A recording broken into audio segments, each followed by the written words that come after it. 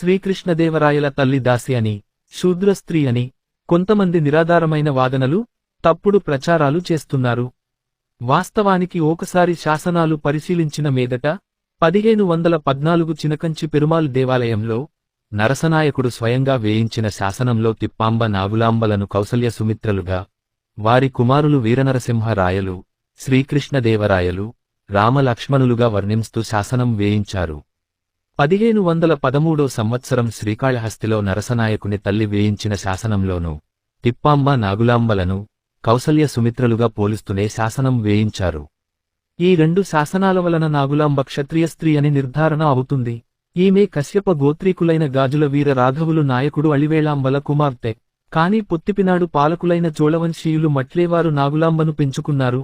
మొదటి నుంచి బంధువులవుట వలనే నరసనాయకుడు నాగులాంబను వివాహమాడారు. నేటి తరం రాయల వంశీయులు పెనుగొండ సంస్థానాధీశులు కూడా రాయలవారి తల్లి క్షత్రియ స్త్రీ అనే నిర్ధారించారు.